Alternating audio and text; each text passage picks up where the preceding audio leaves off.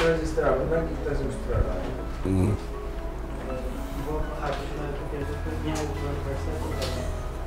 अस्सलाम वालेकुम नाज़रीन, कैसे हैं आप सब? ठीक हैं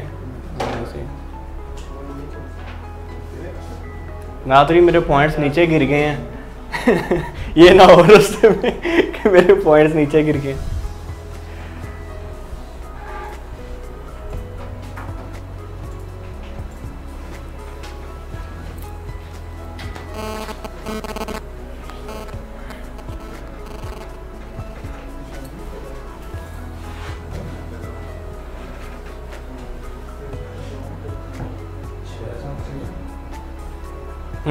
सही है। Start positive, understand yourself. Start positive, understand yourself. Face your fear, prepare and reflect, take action, gratitude. Gratitude अच्छा अगला सी, उसके एंड वाला C, don't fear of failure. Don't fear of failure. मैं बस ये पढ़ना था कि इंग्लिश गलत ना हो जाए। डोंट फियर, हाँ वैसे ये बड़ा अच्छा ये बिल्कुल सामने बड़ा बड़ा पॉइंट्स बंदा लिखा ले। Don't fear failure. हाँ जी, कितनी टाइम है? 7 strategies which will help you not just build but radiate self confidence।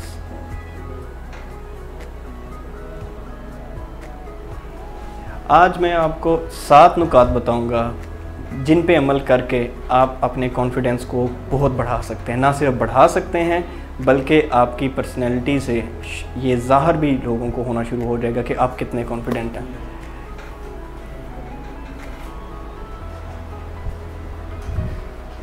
Thank you. नाल खाओ भी ना, दाल करो ते नाल खाते जाओ। मेक इट कैजुअल, इस तरह साथ पूछते जाओ। क्या हाल है नाज़रीन? आज सैंडविच मैं खा रहा हूँ, मुझे भूख लगी हुई थी। करो और स्टार्ट करेंगे तो फिर ना मगर ये बड़े तरीके ना nice manners, you should look cute, smile कीजिए।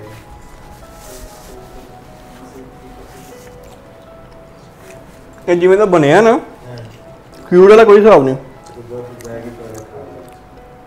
क्योंकि इसके अंदर वो तंदे हैं चिकन के नाम पे ना, उन्होंने रेशे कर दिए हैं।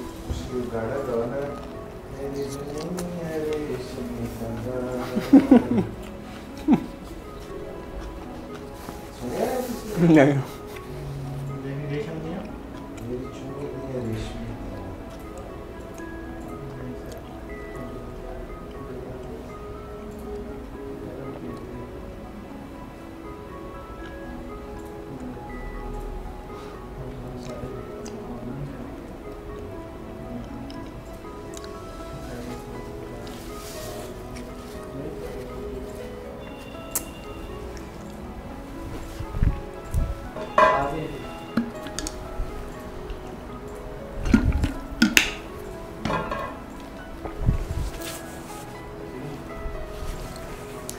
अस्सलाम वालेकुम नाज़रीन, उम्मीद है आप सब खैरियत से होंगे। प्रोग्राम एडिक्शन प्रिवेंशन में खुश आमदीद।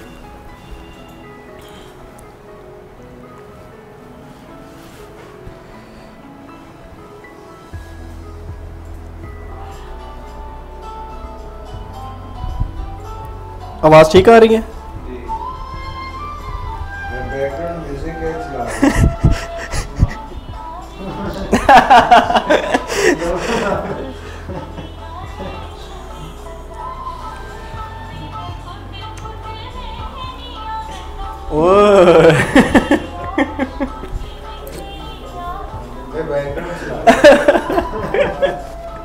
सही है, हम गाने भी चला सकते हैं बैकग्राउंड पे वैसे।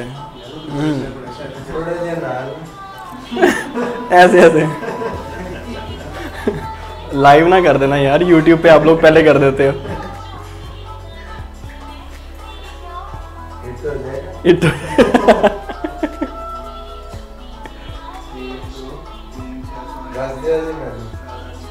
ठीक है,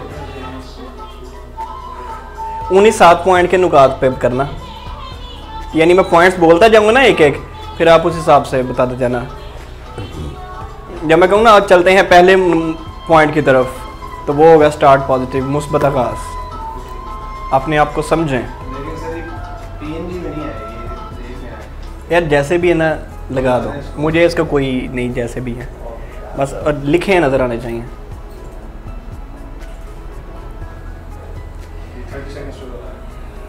बस मुझे आप टिक कर देना और आधे घंटे पे भी मुझे बता देना। नहीं अभी नहीं।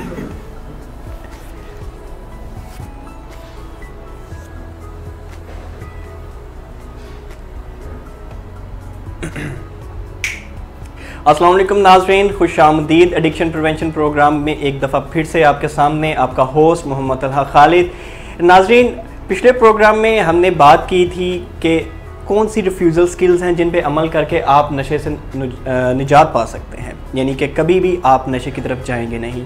लेकिन उसमें एक नुक्ता ये उठा था कि हम कैसे कॉन्फिडेंस से किसी को नो कह सकें, क्योंकि पिछले प्रोग्राम में हमने जितनी भी डिस्कशन की थी, जो कि आप विलिंग वेज के फेसबुक पेज से देख सकते हैं, हमारी वीडियो लाइब्रेरी से, उसमें हमने रिफ्यूज़ल स्किल्स पे बात की थी कि किस तरीके से आप लोगों को नो कह सकते हैं। और उसमें मैंने 3 तरीके भी आपको बताए थे कि कैसे आप लोगों को नो कह सकते हैं। और लोगों के जो आम तौर पर रुझान होते हैं, जिस तरीके से वो रिफ्यूज़ल करते हैं, जिस तरीके से वो इन स्किल्स को अनकॉन्शियसली इस्तेमाल करते हैं, वो भी मैंने आपको बताए थे। उनमें क्या डूज़ क्या डोंट्स थे, उसको हमने बड़ी डिटेल से एक्सप्लोर किया था। उसमें एक बड़ा ही इम्पोर्टेंट नुक्ता उठा था। उसमें जो सबसे इम्पोर्टेंट नुक्ता ये था कि बहुत से मामलात में यंगस्टर्स के अंदर कॉन्फिडेंस इतना ज़्यादा नहीं होता कि वो कॉन्फिडेंट होके नो कह सकें, क्योंकि जब वो कॉन्फिडेंस से नहीं कह सकते तो उनके जो पीयर्स, उनके जो दोस्त होते हैं, वो उनको ड्रग्स की तरफ ले जा सकते हैं। तो मैंने पिछले प्रोग्राम में आपको यही कहा था कि इस प्रोग्राम में हम बात करेंगे कि किस तरीके से हम अपने इत्माद को बढ़ा सकते हैं, हम अपनी खुद इत्मादी कैसे हासिल कर सकते हैं, वो क्या ऐसे पॉइंट्स हैं, स्टेप बाय स्टेप हम किन नुकात पर अमल करें कि जिनसे हमारा इत्माद, हमारी खुद इत्मादी बहुत ज़्यादा बढ़ जाए। ना सिर्फ बढ़ जाए बल्कि लोगों को भी वो दिखाई दे, हमारी शख्सियत से वो ज़ाहिर हो, रेडिएट हो कि हमारी पर्सनैलिटी ऐसी है। तो फिर आपको कोई भी नशे की तरफ राग़ब नहीं कर पाएगा। तो चलिए आज आपको मैं बताता हूँ कि सेल्फ़ कॉन्फिडेंस किस तरीके से हासिल किया जाता है। नाज़रीन, सेल्फ़ कॉन्फिडेंस को सीखने से पहले आपको पता होना चाहिए कि सेल्फ़ कॉन्फिडेंस होता क्या है, ये क्यों ज़रूरी है। ये ज़रूरी इसलिए है कि हम आम मरा ज़िंदगी में जो भी टर्म्स इस्तेमाल करते हैं, बाज़ औक़ात वो वैसी नहीं होती। जैसे आपने सुना होगा, बहुत से लोग कहते हैं मुझे बड़ा डिप्रेशन है, मुझे बहुत स्ट्रेस है, लेकिन आम तौर पे उन्हें डिप्रेशन नहीं होता, उन्हें कुछ फॉर्म ऑफ स्ट्रेस होती है जिसको वो डिप्रेशन में कह रहे होते हैं। डिप्रेशन के लिए मुकम्मल एक क्राइटेरियन होता है जिस पे हम कह सकते हैं कि ये डिप्रेशन है। इसी तरीके से और बहुत से प्रॉब्लम्स होते हैं, जैसे लोग कहते हैं मुझे एंजाइटी की बीमारी हो गई है, लेकिन उन्हें एंजाइटी की बीमारी नहीं हुई होती, उन्हें जनरल एंजाइटी हो रही होती है। तो बहुत सी चीज़ें ऐसी टर्मिनोलॉजीज़ जिन्हें हम गलतुल आम कहते हैं, जो कि आम लोगों में मशहूर होती हैं और उन्हें कबूल भी किया जाता है एज़ राइट कि वो दुरुस्त हैं, लेकिन इन फैक्ट वो नहीं होती। तो टर्मिनोलॉजी की हकीकत को जानना भी बहुत ज़रूरी है। तो सेल्फ़ कॉन्फिडेंस क्या होता है? सेल्फ़ कॉन्फिडेंस किसी इंसान का अपनी एबिलिटीज़ पे, अपनी जजमेंट्स पे मुकम्मल तौर पे बिलीव होना है। जब हम अपनी सलाहियतों पर एतमाद करते हों तो फिर ये है सेल्फ़ कॉन्फिडेंस। जब आपको अपनी सलाहियतों के बारे में आप पुर एतमाद है कि मेरे अंदर ये सलाहियतें मौजूद हैं, तो फिर आप कहेंगे कि आप सेल्फ़ कॉन्फिडेंट हैं। लेकिन बहुत सी चीज़ें, बहुत सी मामलात में ऐसा होता है कि हमारे अंदर बहुत सी कॉन्फिडेंस की एबिलिटीज़ होती हैं, लेकिन हमें पता नहीं होता। हमारे अंदर बहुत सी ऐसी एबिलिटीज़ और जजमेंट्स की पावर्स होती हैं जिनके बारे में हमें पता ही नहीं होता, लेकिन वो हमारी पर्सनैलिटी का पार्ट होती हैं। तो बहुत ज़रूरी है कि आप सेल्फ़ अवेयर हों अपनी पर्सनैलिटी के बारे में।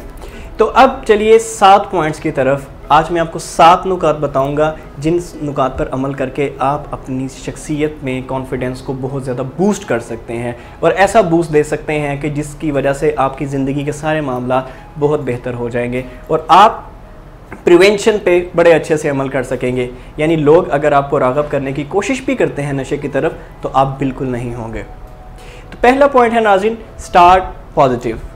हमेशा मुस्बत सोचें, मुस्बत आगाज़ करें। ये बड़ा इम्पोर्टेंट पॉइंट है।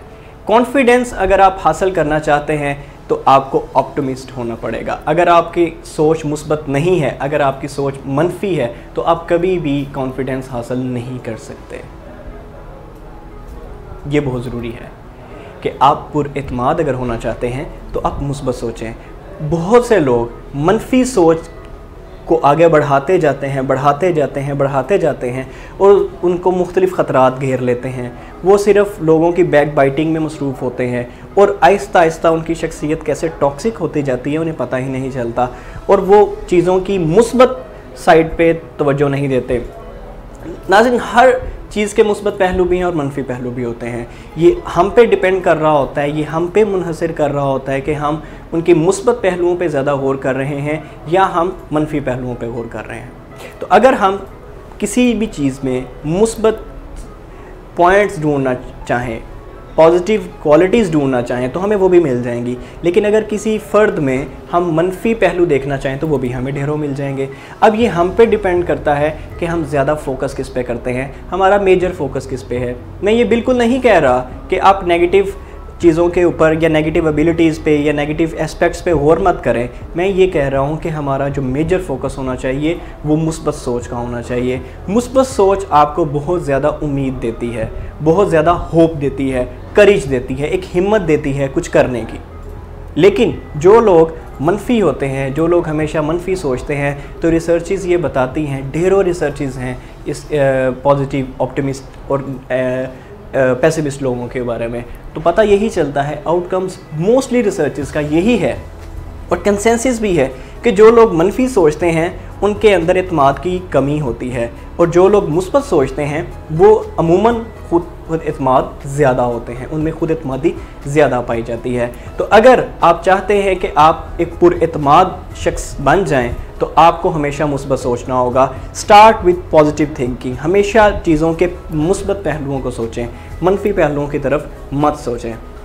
अब ड्रग्स का मुस्बत पहलू मैं सोचने के लिए बिल्कुल ना आपको नहीं कह रहा, लेकिन अगर आप ड्रग्स का मुस्बत पहलू सोचना चाहते हैं तो बिल्कुल ड्रग्स का मुस्बत पहलू मौजूद है।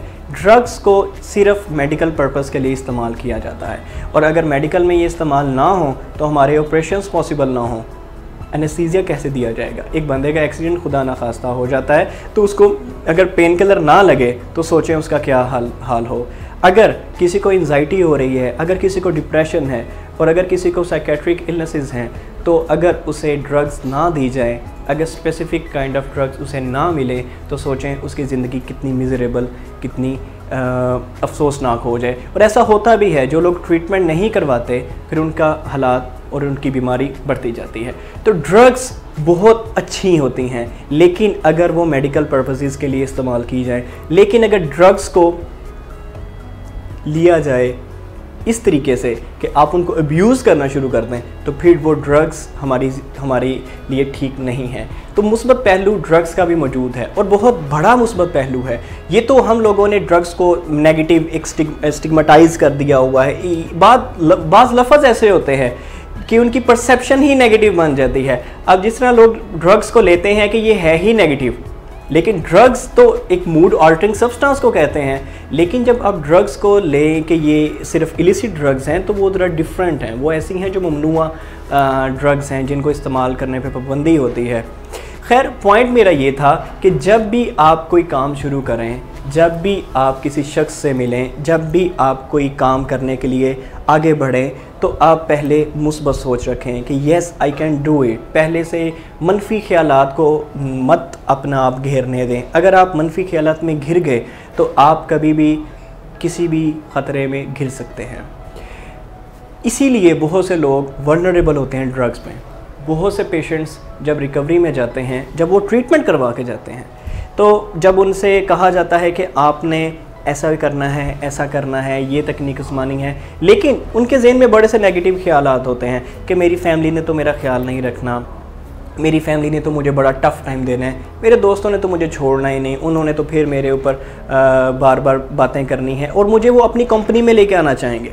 जब ऐसी बातें होती हैं, जब ये थिंकिंग नेगेटिव थिंकिंग होना शुरू हो जाती है, जैसा कि ड्रग्स को तो छोड़ा ही नहीं जा सकता, मैं कैसे माहौल में जाकर ड्रग्स से बच सकूँगा, इस तरह की दीगर मनफी सोचें, तो वो मैंने देखा है कि वो लोग बहुत जल्दी रिलैप्स कर जाते हैं, या उनके रिलैप्स के चांसेस बहुत बढ़ जाते हैं, या उनकी जो रिकवरी होती है वो बड़ी बोरिंग और बड़ी ज़्यादा फियर के अंडर होती है। लेकिन जो लोग मुस्बत सोचते हैं, आई कैन डू इट, करेज उनके अंदर होती है और वो चीज़ों के मुस्बत पहलुओं को देखते हैं, तो मैंने देखा है कि वो बहुत पुरएतमादी से, बहुत कॉन्फिडेंस से अपनी रिकवरी को आगे लेके चल रहे होते हैं।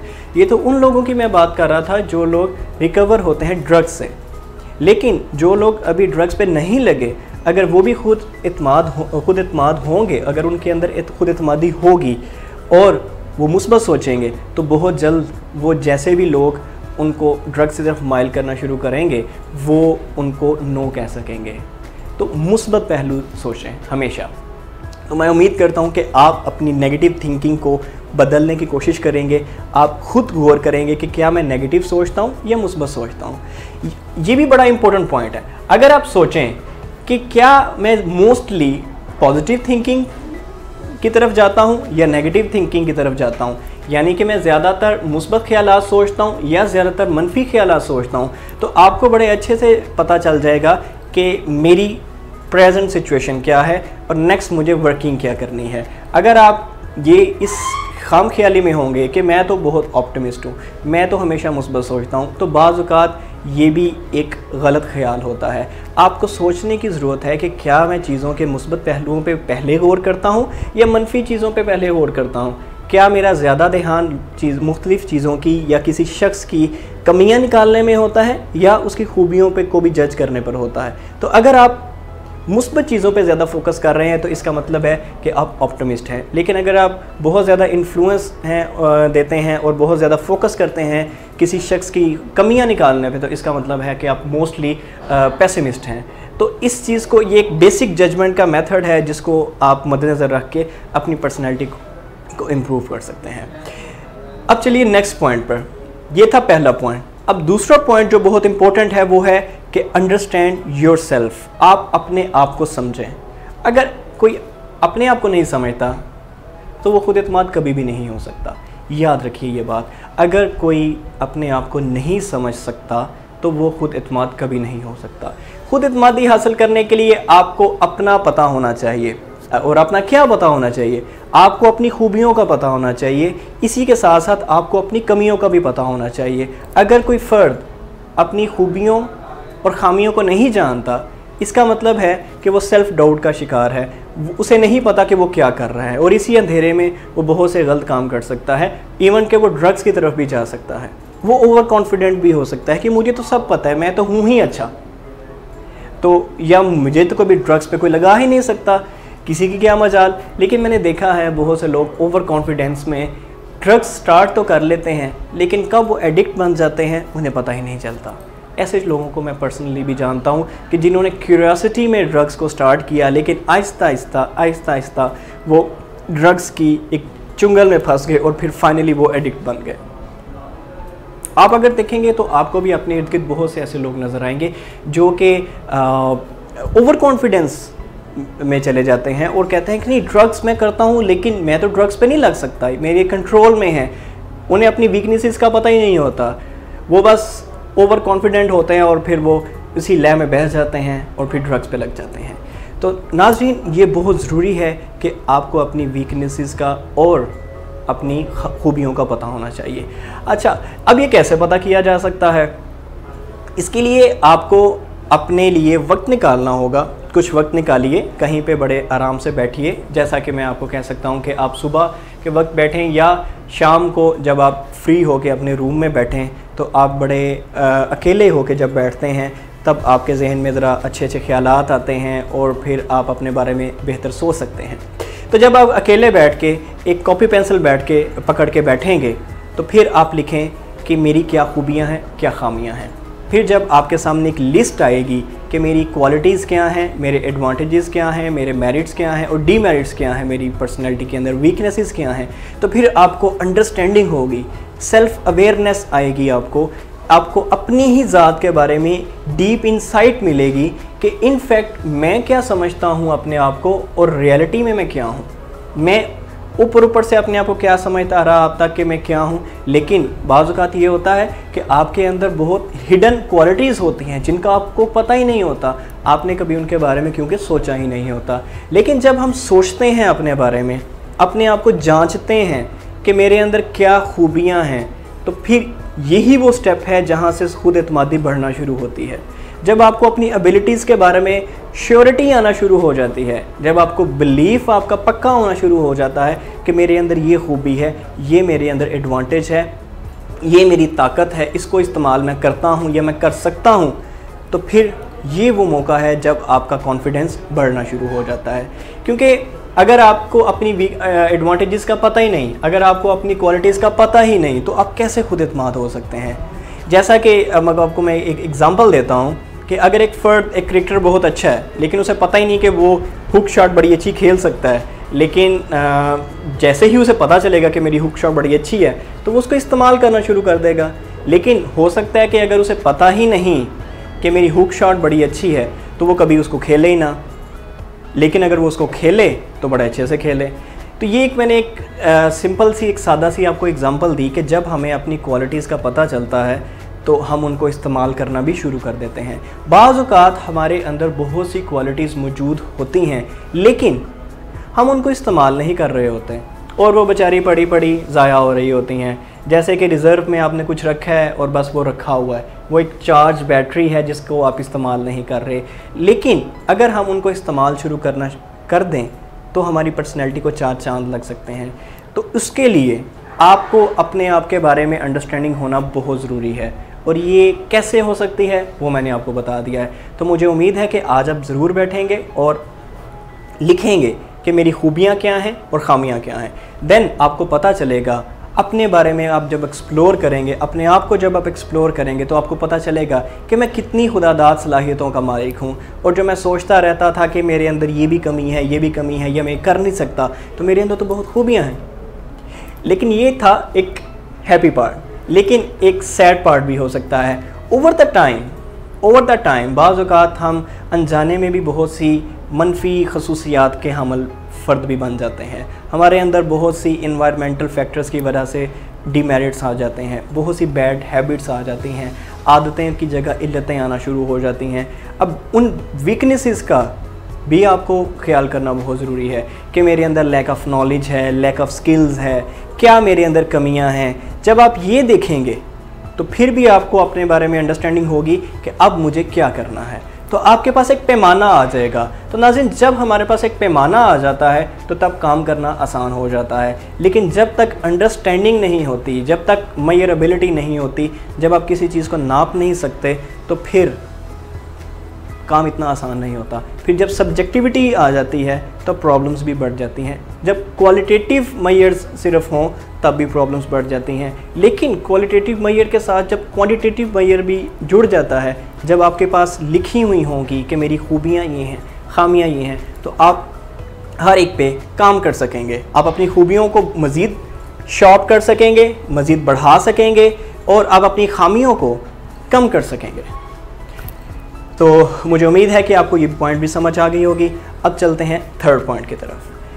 जब आप मुस्बत सोचना शुरू कर देंगे और अगर आप अपने आप को जानना शुरू कर देंगे तो फिर एक पॉइंट है जिसकी वजह से बहुत से लोग अपनी खूबियों को जानते हुए भी, मुस्बत सोच रखते हुए भी खुद एतमाद नहीं हो पाते। ये कौन सा पॉइंट है? ये है डर। जब आप डर हो आपके अंदर, जब आप डर रहे हों, तो आप कभी भी खुद एतमाद नहीं हो सकते। अगर एक प्लेयर जिसने नेट प्रैक्टिस बहुत ज़्यादा की हो और दिन रात उसने फ़िटनेस भी अपनी बहुत बढ़ा ली हो और वो उसे पता भी हो कि मुझे हर किस्म की शॉट खेलना आती है, मैं बहुत फ़िट हूँ, लेकिन अगर उसके सामने कोई बड़ा फास्ट बॉलर आ जाए तो फिर उसके अगर डर उसके आगे आ जाए कि फॉर एग्ज़ाम्पल उसके आगे शुएब अख्तर आ जाए और उसे जहन में आ जाए कि गंगोली की उसने पसली तोड़ दी थी, तो मेरे साथ भी ऐसा ना हो, हालांकि उसने बहुत प्रैक्टिस की होगी, लेकिन ये डर उसे हो सकता है सिफर पे आउट करा दे, ये डर हो सकता है उसे अच्छी परफॉर्मेंस ना करवाने दे। तो नाज़रीन, बाज़ औक़ात हमें अपनी सलाहियतों का पता भी होता है, बाज़ औक़ात हम जानते भी होते हैं कि हमारे अंदर ये खूबी है, हमने उसकी प्रैक्टिस भी की होती है, हम मुस्बत भी सोच रहे होते हैं, लेकिन एकदम से जब डर का सामना होता है तो फिर बड़ा मसला आ जाता है। जब डर आ जाता है तो फिर आप में इत्मीनान कभी भी नहीं आ सकता। और अगर आप चाहते हैं कि आप अपने डर पे काबू पा लें तो उसके लिए आपको अपना डर आइडेंटिफाई भी करना होगा। बाज़ औक़ात हमें पता ही नहीं होता कि हम क्यों डर रहे हैं, हम अनजाने में ही डर रहे होते हैं, क्योंकि डर होता ही अनजाना है, डर की कोई हकीकत नहीं होती। डर एक आर्जी चीज़ है जिसको अगर आप फेस कर लें तो आप उस पर काबू पा सकते हैं। वो ड्यू वाले आजकल इसीलिए बड़ी मशहूरी देते हैं कि डर के आगे जीत है, लेकिन वो आपको दिखाते हैं direct exposure to the fear, कि डायरेक्ट जैसे आजकल वो माउंटेन पे दिखाते हैं कि एकदम से वो कहता है अपने डर पे काबू पाता है और छलांग लगा लेता है, लेकिन आपने ऐसे ही ब्लाइंडली छलांग अपने डर में नहीं लगानी, इसके ख़तरनाक नताइज भी निकल सकते हैं। मैं आपको ये सजेस्ट करूँगा कि आप सबसे पहले अपने फियर्स को तलाश करें कि मेरे ख़तरात क्या हैं, मेरे डर क्या हैं, मैं किन किन चीज़ों से डरता हूँ, उनको आइडेंटिफाई करें, फिर उन पर वर्क करें, फिर उनकी लॉजिक्स को देखें कि क्या वो रियल फियर्स हैं या वो मेरे एक इमेजिनेटिव फियर्स हैं। जब आप उनको देखेंगे तो मोस्टली आपको पता चलेगा कि मेरे जो डर हैं उनकी तो कोई हकीकत ही नहीं है। और फिर जब आप उनको आइडेंटिफाई करेंगे और उसके बाद उनका सामना करेंगे तो आपको पता चलेगा कि ये तो कुछ भी नहीं था, ये तो एक अनजाना खौफ था जिसको मैं इतना अरसा फील करते हुए कुछ कर ही नहीं पाया। अगर वही क्रिकेटर जिसने बड़ी प्रैक्टिस की है और बड़ा फिट है, अगर वो ये सोचे कि कोई बात नहीं, मैं चलो फेस करता हूँ, ये ज़रूरी तो नहीं कि मुझे ही बॉल लगे, तो जब वो अपने डर का सामना करेगा तो हो सकता है कि उसे वो शोएब अख्तर को वो पहली बॉल पे सिक्सर लगा दे या बड़ी अच्छी परफॉर्मेंस दे। तो इट डिपेंड्स कि आप अपने डर को क्या समझते हैं। अगर आप अपने डर को अपने ऊपर हावी कर लेंगे तो आप कभी भी खुद एतमाद नहीं हो सकते, चाहे आप में जितनी भी खूबियाँ हों। लेकिन अगर आपने डर का सामना किया और अपने डर को पिन पॉइंट करके उनका सामना किया, उनको लॉजिक्स के ज़रिए सामना किया, तो आप कभी भी पीछे नहीं रहेंगे और आप खुद एतमाद होते जाएंगे। तो ये बड़ा इंपॉर्टेंट पॉइंट था और मोस्टली लोगों में मैंने ये देखा है कि इसी पॉइंट का भी बहुत ज़्यादा मसला होता है। उनके अंदर खूबियाँ होती हैं लेकिन वो सिर्फ उनके अंदर डर होता है जो उनको आगे नहीं बढ़ने देता। तो अपने डर पे का सामना करें, अपने डर पे काबू आप तभी पा सकते हैं जब आप अपने डर का सामना करेंगे। ये थे 3 पॉइंट्स। पहला, मुस्बत सोचें, दूसरा, अपने आप को समझें, और तीसरा, अपने डर का सामना करें। अब चलते हैं चौथे पॉइंट की तरफ। ये है प्रिपरेशन की तरफ जाना, यानी कि आप प्रिपेयर एंड रिफ्लेक्ट, आप तैयारी रखें और उसके बाद कुछ करें। अगर आप बग़ैर तैयारी के कूदेंगे तो फिर भी कॉन्फिडेंस से आप कोई काम नहीं कर सकेंगे। देखिए, अगर वही क्रिकेटर जिसकी मैं आपको एग्जांपल दे रहा हूँ, अगर उसे पता हो कि मैंने शोएब अख्तर का सामना करना है और वो तैयारी ना करे, वो कहे अच्छा मैं कर लूँगा, कोई बात नहीं, आएगा तो देखा जाएगा, तो ऐसे डर का सामना नहीं होता।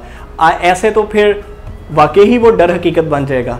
लेकिन अगर वो तैयारी करेगा, अगर प्रिपरेशन करेगा, अगर वो पहले से तैयार होगा, नेट प्रैक्टिस बहुत ज़्यादा करेगा, अगर वो शोएब अख्तर की बॉलिंग को देखेगा कि किन एंगल्स पे वो कराता है, मैंने इनको कैसे खेलना है, अगर वो अपने कोच से मशवरा करेगा, देन जब वो अपने डर का सामना करेगा, जब वो शोएब अख्तर का सामना करेगा, तो वो बड़े अच्छे से शोएब अख्तर को खेल पाएगा। लेकिन अगर प्रिपरेशन ना हो तो उसके बगैर खुद एतमादी कभी भी नहीं आ सकती। तो अगर आप चाहते हैं कि आप अपनी शख्सियत में एतमाद को बढ़ाएं तो आपको खुद एतमादी तभी आएगी जब आपका नॉलेज बढ़ेगा, जब आपकी प्रिपरेशन होगी। हम आपके सामने प्रोग्राम्स लेके आते हैं, हम आपको नॉलेज देते हैं, लेकिन अगर हम इसकी तैयारी ना करें, अगर आप सेलेक्ट ही ना करें, प्रिपेयर ही ना करें, तो हम कभी भी आपको डिलीवर नहीं कर पाएंगे। हम डिलीवर तभी कर पाएंगे जब हम अच्छे से प्रिपरेशन कर सकें, और ख़ुद एतमादी भी तब आती है जब आपने अच्छे से कुछ प्रिपेयर किया हो।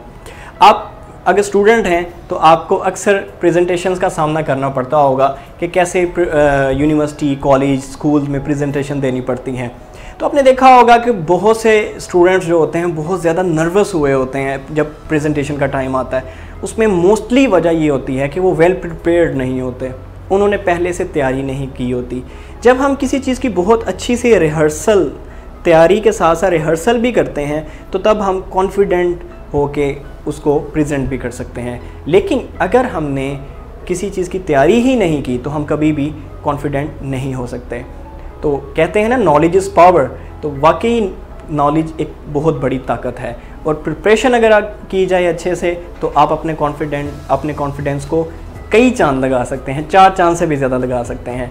तो मैं उम्मीद करता हूँ कि चौथा पॉइंट भी आपको समझ आ गया होगा, और आप अब आइंदा कोई भी काम करेंगे तो मुकम्मल तैयारी से करेंगे, नहीं तो हमेशा आपका डर जीत जाएगा। और नाज़रीन, मोस्टली यही होता है कि लोग तैयारी नहीं करते किसी भी काम की, कोई भी इनिशिएटिव लेना चाहते हैं तो उसके लिए वो तैयारी नहीं करते, और इसीलिए मोस्टली उनका डर जीत जाता है। लेकिन जब हम तैयारी करते हैं, उसके बाद कोई काम करते हैं, तो हम अपने डर पर काबू भी पा लेंगे, क्योंकि हमें यकीन होता है, हमें अपनी एबिलिटीज़ पे यकीन होता है कि हम ये कर लेंगे। तो जब भी कोई काम स्टार्ट करें तो सबसे पहले अच्छी से तैयारी करें। अब ये मैंने आपको 4 पॉइंट बताए। अब जब आप सारे काम कर लें, आप तैयारी भी कर लें, तो उसके बाद कुछ करना भी तो होगा। अब सिर्फ यही तो नहीं कि आप तैयारी कर छोड़ें, बल्कि कुछ करें भी। बहुत से लोग मैंने देखा है कि, और आपने भी सुना होगा और देखा भी होगा, कि उनके पास सारी एबिलिटीज़ होती हैं, उन्हें अपनी एबिलिटीज़ का पता भी होता है, उनकी सोच भी मुस्बत होती है, लेकिन वो एक स्टार्ट नहीं लेते। एक अनजाना खौफ होता है और वो स्टार्ट नहीं लेते, वो सिर्फ सोचते रहते हैं। तो जब भी आप सोचते रहेंगे, कुछ करेंगे नहीं, तो कुछ होगा नहीं, और आप कभी भी कॉन्फिडेंट नहीं हो सकते। आपने देखा होगा मैट्रिक की किताबों में या एफएससी की किताबों में कि मोस्टली जो ग्रीक्स थे, यूनानी लोग थे, वो थ्योरी पे बहुत ज़्यादा फोकस करते थे। जितने भी नज़रियात आप देखेंगे मोस्टली आपको ग्रीक या यूनान की हिस्ट्री से मिलेंगे। यूनानी फ़िलासफ़र्स ने ये कहा, यूनानी साइंसदानों ने ये कहा, लेकिन उनके डुएबल पार्ट्स नहीं थे, जिसकी वजह से अब उनका नामो निशान आहिस्ता आहिस्ता मिटना शुरू हो चुका है। क्योंकि बाद में साइंस जब तरक्की कर गई तो उसने देखा कि सिर्फ नज़रियात से कुछ नहीं होगा, हमें कुछ करना होगा। तो जब से एक्सपेरिमेंटेशन स्टार्ट हुई, जब से लोगों ने तजर्बात करने शुरू किए, तो उन थेरीज़ को जब असल हकीकत मिलना शुरू हुई, जब उन ख्यालात को तकमील मिलना शुरू हुई, तब इंसान में कॉन्फिडेंस ज़्यादा आया। क्योंकि जब तक कोई चीज़ हकीकत में नहीं आती, सोच में रहती है, तब तक कभी भी आप मुकम्मल एतमाद से नहीं कह सकते कि ऐसा होगा या नहीं होगा, जब तक कि वो काम हकीकत में ना हो जाए। तो इसलिए अगर आप चाहते हैं कि खुद एतमादी आपके अंदर आए और ज़्यादा आए, तो जो आप सोच रहे हैं उसको अच्छे से सोचें, उसकी मुकम्मल तैयारी करें और फिर उसको कर छोड़ें। अगर आप नहीं करेंगे तो आप कभी भी एतमाद आपके अंदर नहीं आएगा। तो ये 5वां पॉइंट था। जब आप कर छोड़ें और आपको अच्छे नतीजे मिलें, लेकिन आप शुक्रगुजारी ना करें, तो फिर भी बड़ा मसला हो सकता है, आप ओवर कॉन्फिडेंट हो सकते हैं। यही है अगला पॉइंट, शुक्रगुजारी, ग्रेटिट्यूड। अगर आप शुक्रगुजार इंसान हैं और अगर आपको जो भी नेमतें मिली हैं आप उनका शुक्रगुजारी करते हैं, उन पे सब्र शुक्र करके उनका इस्तेमाल करते हैं और आप बड़े खुश रहते हैं जो भी आपके पास चीज़ें हैं, रादर उन चीज़ों पे फोकस करें कि मुझे मेरे पास ये भी नहीं है, ये भी नहीं है, ये भी नहीं है, तो फिर आप देखेंगे कि आपकी शख्सियत में कितना इत्मीनान बढ़ता जाएगा। हमारे पास जो भी वसाइल होते हैं, जो भी रिसोर्सेज होते हैं, अगर हम उनको इस्तेमाल करते हुए कोई काम करते हैं और उस पर कामयाब हो जाते हैं, अगर हम मुकम्मल तैयारी से करें तो ज़रूर कामयाब हो भी जाएंगे, तो फिर हमारी शख्सियत में कॉन्फिडेंस बहुत बढ़ जाता है और हमें अपनी सलाहियतों पे मज़ीद यकीन आना शुरू हो जाता है। जब नाज़रीन आप अपनी सलाहियतों के अलावा या सलाहियतों के बजाय आप दूसरों पे ज़्यादा तकिया करें, जब आप दूसरों पे ज़्यादा रिलाय करें, तो तब हमेशा खुद-एतमादी कम होगी। आपकी खुद-एतमादी तभी बढ़ेगी जब आप ख़ुद काम करना शुरू करेंगे, और जब खुद काम करें तो उस पर शुक्रगुजार भी हों, अपनी एबिलिटीज़ पे शुक्रगुजार भी हों कि अल्लाह ताला ने हमें इतनी अच्छी खुदादा सलाहियतों का मालिक बनाया है। तो ग्रेटिट्यूड अगर करना चाहें तो आपको रोज़ाना ऐसी कई चीज़ें मिल जाएंगी जिन पे आप रोज़ाना शुक्रगुजारी कर सकते हैं। इसके लिए मैं आपको एक छोटी सी हैबिट बताता हूँ कि अगर आप रोज़ाना कोई सी 3-4 चीज़ें या 5 चीज़ें अगर आप फ़िक्स कर लें, जितनी भी आप क्वांटिटी फ़िक्स करना चाहें, अगर आप एक नंबर फ़िक्स कर लें कि इतनी नेमतें हैं या इतनी चीज़ें होंगी रोज़ाना जिनको मैं तलाश करूँगा और उन पे रोज़ाना शुक्रगुजारी करूँगा, तो आप देखेंगे कि आपको उन नंबर्स से ज़्यादा चीज़ें मिल जाएंगी जिन पे आप शुक्रगुजार हो सकेंगे। तो शुक्रगुजारी अगर आप में नहीं है तो आप ओवर कॉन्फिडेंट भी हो सकते हैं, और ये ओवर कॉन्फिडेंस ही होता है जो कि हमें बाज़ औक़ात बड़ी ख़राबियों में ले जाता है, हमें नाकामियों की तरफ ले जाता है। सो ग्रेटिट्यूड ज़रूर करें। तो चलते हैं आखिरी पॉइंट की तरफ। अभी तक मैंने आपको पॉइंट बताए कि हमेशा मुस्बत सोचें, फिर मैंने आपको बताया कि अपने आप को समझें, अपने आप को अंडरस्टैंड करें, और फिर आप अपने डर का सामना करें। Identify your fears and face your fears. Then मैंने आपको बताया कि आप तैयारी रखें, जो भी काम शुरू करें वेल प्रिपेयर्ड होके करें, क्योंकि जब तक आप तैयारी के साथ नहीं करेंगे तो आप कॉन्फिडेंटली वो काम नहीं कर सकेंगे। तो जब तैयारी कर लें तो फिर टेक एक्शन, काम कर छोड़ें। तो फिर जब आप कोई काम बार बार करेंगे तो आपको मज़ीद इत्मीनान आना शुरू हो जाएगा कि मैं ये कर सकता हूँ, क्योंकि जब तक हम कोई काम स्टार्ट नहीं करते तो हमें पता नहीं होता कि हम ये कर सकते हैं कि ये नहीं कर सकते। मुझे याद है कि जब मैंने फ़र्स्ट टाइम बाइक ली थी आज से कोई 10 साल पहले, तो मुझे मुकम्मल चलानी नहीं आती थी। मैंने सोचा कि अच्छा चलो ले लेते हैं, मिल रही है तो ले लें, ले ली, लेकिन चलानी इतनी ठीक से नहीं आती थी, बस पूरी आती थी। लेकिन जब मैंने चलानी शुरू की तो आहिस्ता आहिस्ता मुझे कॉन्फिडेंस आना शुरू हो गया कि मैं बड़े अच्छे से चला सकता हूँ। और फिर बाद में आपने देखा होगा कि आप कई दफ़ा बाइक, मोटर बाइक या कार ऐसे चला रहे होते हैं जैसे कोई मसला ही नहीं, क्योंकि आपकी प्रैक्टिस बहुत ज़्यादा होती है। तो जब भी हम किसी चीज़ को बार बार करते हैं तो हमारी बड़े अच्छे से प्रैक्टिस हो जाती है। देन मैंने आपको बताया कि इस पर शुक्रगुजार भी होना चाहिए। हमारे अंदर जो सलाहियतें हैं अगर हम उन पर खुद शुक्रगुजारी नहीं करते तो ये भी एक ख़तरे की घंटी है। तो आखिरी पॉइंट जो कि बहुत ज़रूरी है और बहुत इम्पोर्टेंट भी है, देखिए ज़रूरी नहीं कि अगर आप खुद एतमाद हैं तो आप नाकाम नहीं होंगे।